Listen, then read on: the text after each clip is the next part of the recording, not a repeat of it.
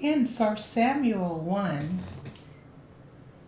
verse number 9, it talks about a woman named Hannah who stood at the doorposts of the Lord's temple.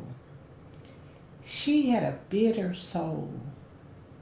She wept and she prayed to the Lord, and she made a vow saying, O Lord Almighty, if you will only look upon your servant misery and remember me, and not forget your servant, but give her a son, then I will give him to you, Lord, all the days of his life, and no razor shall ever be used on his head.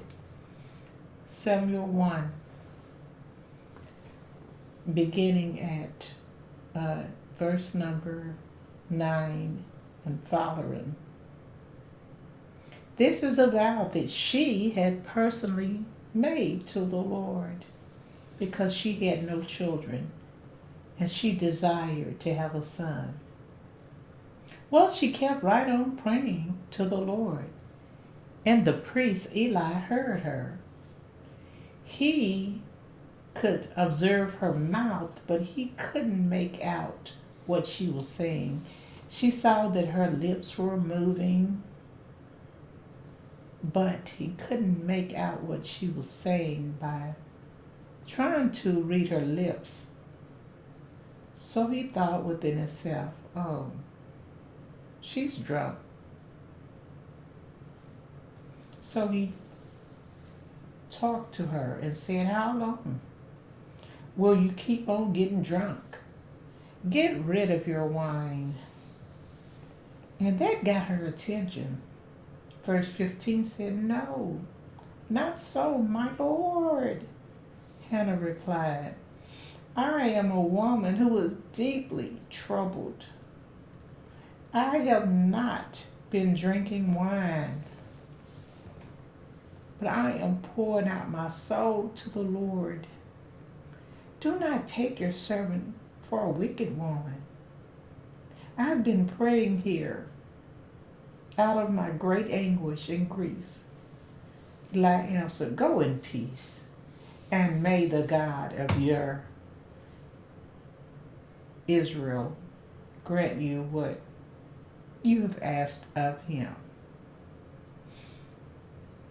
She said, may your servant find favor in your eyes. So she blessed him, then she went her way. And she was no longer despondent or downcast.